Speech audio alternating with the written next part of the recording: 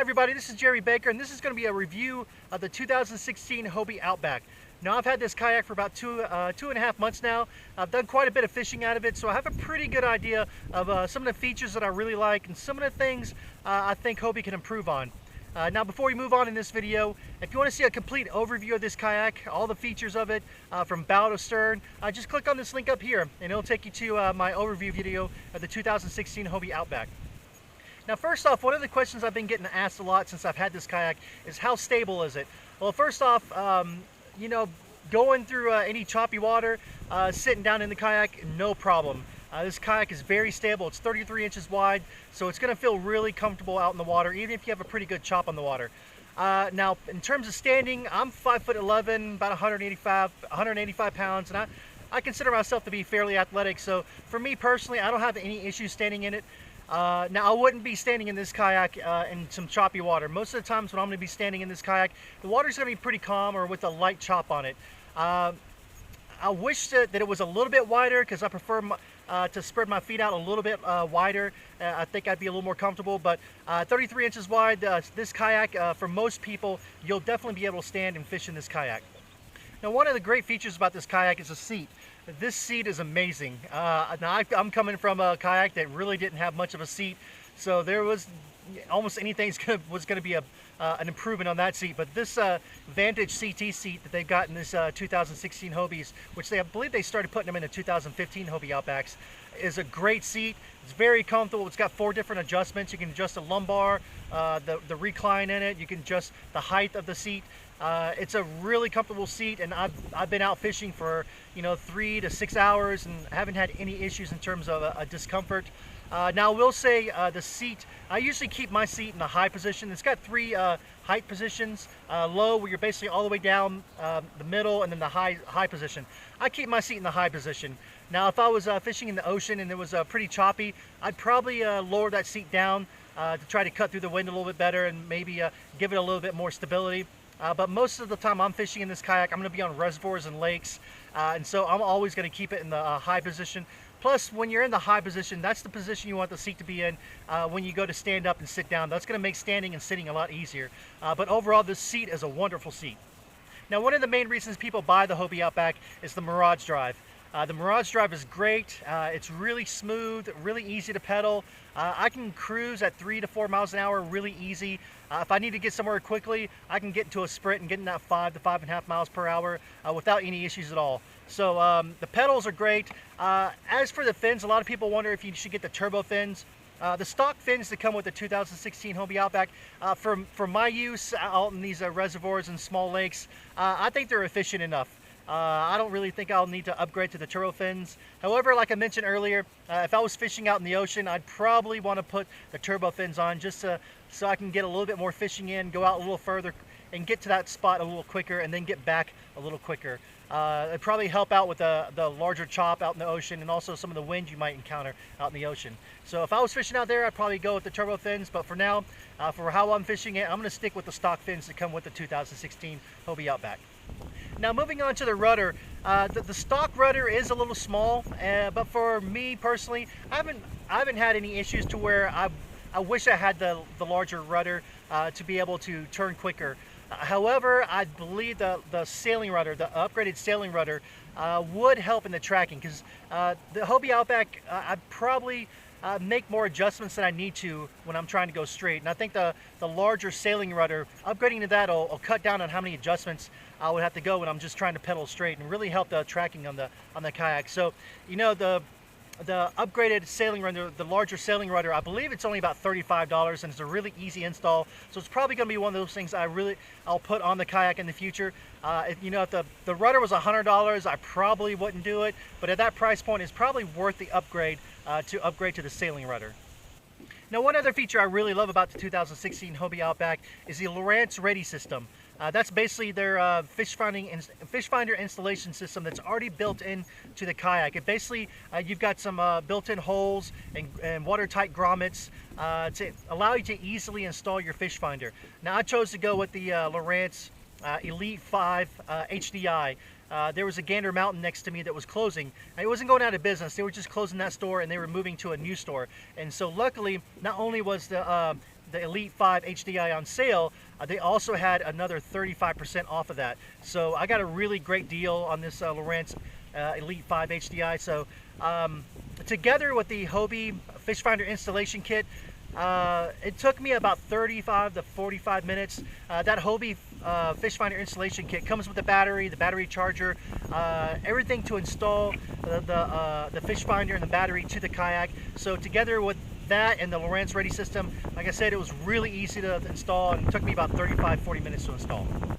Another reason I went with the 2016 Outback is its versatility. I feel that it's probably one of, if not the most versatile kayak out in the market. Especially, it's probably the most versatile pedal-driven kayak out in the market. Again, I'm only mainly fishing reservoirs and small lakes, but getting up into the creek channels and small arms in these lakes, in the shallow water, I can easily tell that it's very versatile and easily can get through river systems and other bodies of water like that. And to go along, it's going to handle very well, and it's a very popular kayak amongst anglers who use it offshore and inshore, out in the ocean and so forth. So it's very versatile and can handle just about any body of water you can throw at this kayak. The one other great thing about it, it's only 81 pounds, so it's at least it's 81 pounds without the Mirage Drive and the seat installed. So it's very easy for me to load it up in my truck. I have a bed extender that I have coming out, and I just slide it up on that bed extender right into the back of my truck and tie it down. It doesn't take much effort at all to do that, and it's one of the main reasons why I went with the Outback instead of the Pro Angler. Now, don't get me wrong, the Pro Angler is a great kayak, and who knows, I may end up owning one of those one day. But for as much as I want to fish and as often I want to fish, it's just so much easier to load and unload and load and unload and take it back to the house and unload it and take it back into the garage. It's just easier to do that with the Outback than it is with the heavier Pro Angler. Now for a few things that I think Hobie can kind of improve on, or at least things that are might be a little negative compared to some other kayaks out in the market. For one thing, like I mentioned earlier, it's a very stable kayak at 33 inches wide. And again, I'm 5'11", 185 pounds, and it's still a little tight in the cockpit. Now, I got plenty of room to move around, but if you're a bigger guy, if you're a wider guy, this kayak might be a little tight for you, especially if you compare it to the kayaks like the Pro Angler, some of your other wider kayaks, like even the Feel Free lures. Those are 36 inches wide. They have a lot of deck space and they're pretty wide. And even the your Propel Slayers, they're a little bit wider than the Hobie Outback, at least the cockpits are. So you've got these molded in side rails, but they cut off the amount of space you have inside the cockpit, the actual cockpit. So that's one of the reasons that you may want to, if you're a bigger guy, you may want to at least get your tail, sit in the kayak and see how comfortable you are, and see if you don't feel too compact and too tight for yourself. If it is, then you may want to go towards a wider kayak. Now, another thing you should know before you buy the 2016 Outback or even the 2015 Outback is the cargo well behind the seat. It's only got 2 scupper holes, and so water tends to come up and then it will collect towards the back of that cargo area. You know, you're going to put crates and some other gear back there, and that's going to weigh down the kayak a little bit back in the back, and it's going to bring in water, and that water kind of sits back there. So you're always going to have a little bit of water in the back there. Now, it's not a big deal for me. It doesn't bother me. You know, the way my crate is made, it's just a basic crate, milk crate. My stuff doesn't get wet back there. But if you have, say, a Yak Attack crate, that might get wet in the bottom, and some of your gear inside that crate might get wet. So just keep that in mind. One thing Hobie could do is put 2 more scupper holes towards the rear of that cargo area. Maybe that'll help drain some of the water and keep some of the water out of that area. Now, the kayak does come with scupper plugs, but if you put the scupper plugs back there and you splash and get water, especially if you're fishing offshore or even inshore or even in some choppy water on lakes and reservoirs, you still may get some water back there and collect towards the back of that cargo area. Now, as much as I love the 2016 Outback, the 4 rod holders, the 2 up front and the 2 behind the seat, aren't really worth much. The only time I really use them is when I'll put my pole in them when I'm changing lure or tying on a new leader, or I'll put it in the rod holders when I'm standing up, and once I stand up, I'll take it out the rod holder and fish. I don't do any trolling really, so if you do any trolling, I definitely, at least personally, I would not trust these rod holders when you're doing any trolling. So if you do stuff like that, you definitely want to get some aftermarket rod holders and install those on this kayak. Now, one of the negatives for a lot of people out there for these 2016 Hobie Outbacks is the price point. The price point for these kayaks is anywhere between $2,100 and $2,300. Now, for me personally, I think the kayak's worth it. It's a great kayak, and I think it's worth every penny. However, I wish there was something at that price point they threw in with the kayak, and that's the hatch liner for the front bow hatch. I wish they just would have had and thrown that in at this price point. I believe they're included in the Pro Anglers, but with the Outbacks, those hatch liners are not included. And to get those hatch liners, it's an additional $60. And for me personally, that just seems a little expensive for a piece of plastic a plastic tub basically that you put in the front bow hatch. So for me personally, I'm not going to spend $60 for that bow hatch. I'd much rather take that $60 and put it towards some really good high quality rod holders. All right, so I hope this video helps everybody out there who's thinking about getting a 2016 or a 2015 Hobie Outback. The differences between the 2015 and 2016 Outback is very small, and it's really just the placement of the grommets for the Lorentz ready system. That's about the only difference. I think everything else is basically the same between the 2015 and 2016 Hobie Outback. Hopefully I was able to shed some light on some things that you need to kind of think about when you're buying this Hobie Outback, and hopefully I was able to help you either decide if this is the best kayak for you or if it's not the best kayak for you. You know, there's really no one-size-fits-all kayak out there, but for me personally, this is the best kayak for how I want to fish and for what I'm doing with it. It's a very versatile kayak, very easy to pedal. I can fish on it pretty much all day and not get tired.